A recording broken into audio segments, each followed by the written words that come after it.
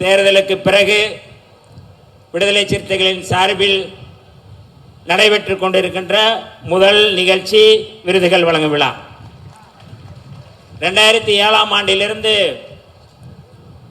தலித்துகளுடைய விடுதலைக்காக சாதி ஒழிப்பு களத்தில் தொடர்ந்து களமாடி வருகின்ற களப்போராளிகளை அடையாளம் கண்டு அவர்களை ஊக்கப்படுத்துகின்ற வகையில் விருதுகள் வழங்கி சிறப்பிக்கின்ற ஒரு நிகழ்வை நம்முடைய தலைவர் எழுச்சி தமிழர் அவர்கள் முன்னெடுத்திருந்தார்கள்.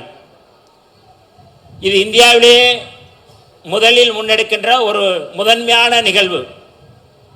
தலித் மக்களுடைய விடுதலையை தலித்துகள் தான் முன்னெடுக்க வேண்டும், தலித்துகள் தான் அதற்காக பாடாற்ற வேண்டும் என்று ஒரு சர்ச்சை அல்லது ஒரு விவாதம் வந்து கொண்டிருந்த சூழலில் தலித்துகளுடைய விடுதலையை தலித்துகள் விடுதலைக்காக களத்தில் இருக்கின்ற தலித் அல்லாத சமூகத்தைச் சேர்ந்த களப்போராளிகளை அவர்களை ஊக்கப்படுத்துகின்ற வகையிலே அவர்களை மென்மேலும் நம் பக்கத்திலே நிற்க வைக்கின்ற வகையிலே நம்முடைய தலைவர் அவர்கள் எடுத்த அந்த உத்தி இன்றைக்கு 2026ஆம் ஆண்டு தொடர்ந்து நாம் அதை ஒவ்வொரு விருதாக கூட்டி இன்றைக்கு 7 விருதுகளை தலைவர் அவர்கள் வழங்கி வருகிறார்கள். இது தமிழ்நாட்டில் மட்டுமல்ல, இந்தியாவிலே யாரும் செய்யாத ஒரு முயற்சி, ஒரு பேர் இயக்கம், விடுதலைக்காக பாடாற்றுகின்ற இயக்கம். இன்றைக்கு தேர்தலுக்கு பிறகு நம்முடைய தலைவர், மகத்தான தலைவர் எழுச்சி தமிழர் அவர்கள் 1999 முழங்கிய முழக்கம், உங்களில் யாரும் யோக்கியன் இல்லை, எங்கள் ஓட்டு உங்களுக்கு இல்லை என்று முழங்கிவிட்டு கடைசி மனிதனுக்கும் ஜனநாயகம், எளிய மக்களுக்கும் அதிகாரம் என்கின்ற முழக்கத்தை தமிழ்நாட்டில் அரசியல் களத்தில் முழங்கிய ஒரு மகத்தான தலைவர் நம்முடைய தலைவர் எழுச்சி தமிழர் தொல்காப்பியன் திருமாவளவன் அவர்கள் 2016ஆம் ஆண்டு அதே முழக்கத்தை விரிவுபடுத்தினார்கள். ஆட்சியிலும் பங்கு, அதிகாரத்திலும் பங்கு என்கின்ற முழக்கத்தை நம்முடைய தலைவர் அவர்கள் இன்றைக்கு முன்வைத்தார்கள். இன்றைக்கு அது நடைபெற்றுக் கொண்டிருக்கின்றது. விடுதலை சிறுத்தைகள் தான் மையம், விடுதலை சிறுத்தைகளை விட்டுவிட்டு தமிழ்நாட்டில் எந்த அரசியலும் நடக்காது என்பதை பிரகடனப்படுத்தியவர் நம்முடைய மகத்தான தலைவர் எழுச்சி தமிழர் அவர்கள். எல்லாம் தலைவர் அவர்களுடைய உத்தி. இன்றைக்கு தமிழ்நாட்டில் விடுதலை சிறுத்தைகள் தான் மையம், எழுச்சி தமிழரை விடுத்து இன்றைக்கு தமிழ்நாட்டு அரசியல் இல்லை என்பதை நாம் தொடர்ந்து நிறுவி வருகின்றோம். தோழர்களே, தேர்தலுக்கு பிறகு நாம் தலைவர் எடுக்கின்ற ஒவ்வொரு முடிவிலும், தேர்தலுக்கு முன்பும் சரி பின்பும் சரி, நாம் திமுக கூட்டணியில் இருந்தபோதும் சரி இப்போதும் சரி, விடுதலை சிறுத்தைகளை குறிவைத்து, விடுதலை சிறுத்தைகளை மையப்படுத்திய, விடுதலை சிறுத்தைகளை எப்படியாவது இந்த கூட்டணியிலிருந்து வெளியேற்ற வேண்டும் என்கின்ற வகையில் தொடர்ந்து அவதூறுகள் பரப்பி வரப்பட்டது. ஆனால் இன்றைக்கு அந்த அவதூறுகள் அத்தனையும் முறியடிக்கப்பட்டு தமிழ்நாட்டில் ஒரு அரசியல் சக்தி, அசைக்க முடியாத ஒரு அரசியல் சக்தி என்பதை இன்றைக்கு நாம் நிறுவிக் கொண்டிருக்கின்றோம்.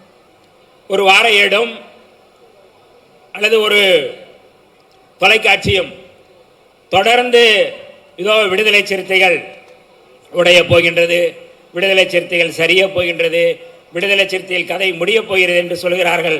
அவர்கள் இந்த அரங்கத்திற்கு வந்து பார்க்கட்டும். இதே அளவு கூட்டம் வெளியிலே நிற்கின்றது. இதே அளவு கூட்டம் இன்றைக்கு தேர்தலுக்கு பிறகு இன்றைக்கு நடக்கின்ற இந்த கூட்டம், தலைவர் அவர்கள் எந்த பரப்புரையோ எந்த விதமான முன்முயற்சியும் இல்லாமல் தான் இவ்வளவு கூட்டம் கூடுகின்றது. தமிழ்நாட்டின் தலையெழுத்தை, தமிழ்நாட்டுடைய ஆளுமையை, தமிழ்நாட்டுடைய இறையாண்மையை பாதுகாக்கின்ற ஒரு பேர் இயக்கம் விடுதலை சிறுத்தைகள். விடுதலை சிறுத்தைகளுடைய தலைவர் நம்முடைய தலைவர் எழுச்சி தமிழர் அவர்கள். அந்த வகையில் இன்றைக்கு நாம் ஒரு அசைக்க முடியாத சக்தியாக தமிழ்நாட்டில் தொடர்ந்து களமாடி வருகின்றோம். நீங்கள் எத்தனை அவதூறுகள் பரப்பினாலும் அந்த அவதூறுகளை முறியடிக்கக்கூடிய வலிமை விடுதலை சிறுத்தைகளுக்கு உண்டு.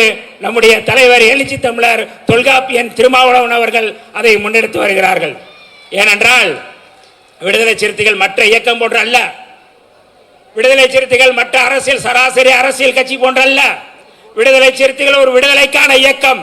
இன்றைக்கு தோற்போம் வெற்றி வருவோம் என்பதை தாண்டி மக்களுக்காக சாதி ஒழிப்பு களத்திலும் சரி, தமிழ் தேசிய களத்திலும் சரி, சமரசம் இல்லாமல் களமாடுகின்ற ஒரு பேரியக்கம் விடுதலை சிறுத்தைகள் இயக்கம்.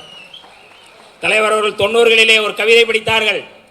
படைமுறை நடைமுறையை விடுதலை வழிமுறை, நெஞ்சு படைத்திடும் தலைமுறையை படைத்திடு புதுமுறை என்று நம்முடைய தலைவர் அவர்கள் அன்றைக்கு அந்த கவிதை படித்தார்கள்.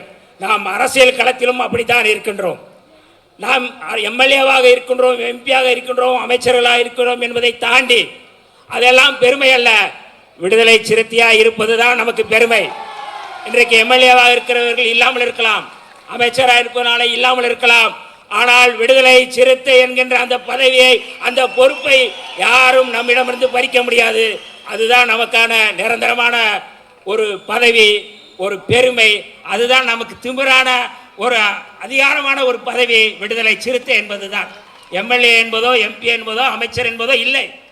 அதையெல்லாம் உணர்ந்து கொண்டுதான் இந்த களத்திலே, சாதி ஒழிப்பு களத்திலே, தமிழ் தேசிய களத்திலே, எழுச்சி தமிழர் திருமாவளவனுடைய படை அணியிலே இன்றைக்கு நாம் நின்று வருகிறோம்.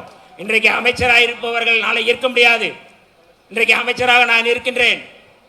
தோழர்களே, சாதி ஒழிப்பு களமா அமைச்சரா என்றால் எனக்கு சாதி ஒழிப்பு களம் தான் முக்கியம். அதே போன்றுதான் உங்களுக்கும். தமிழீழ விடுதலை களமா அல்லது அமைச்சரா என்றால் தமிழீழ விடுதலை களம் தான் நமக்கு முதன்மையானது. தமிழ்நாட்டை பாதுகாக்க வேண்டும், தமிழ்நாட்டுடைய இறையாண்மை பாதுகாக்க வேண்டும் என்கின்ற களம் முக்கியமா, அல்லது அமைச்சரா என்றால் நமக்கு தமிழர் இறையாண்மை, தமிழ்நாட்டு இறையாண்மை பாதுகாக்கக்கூடிய களம் தான் நமக்கு முக்கியம்.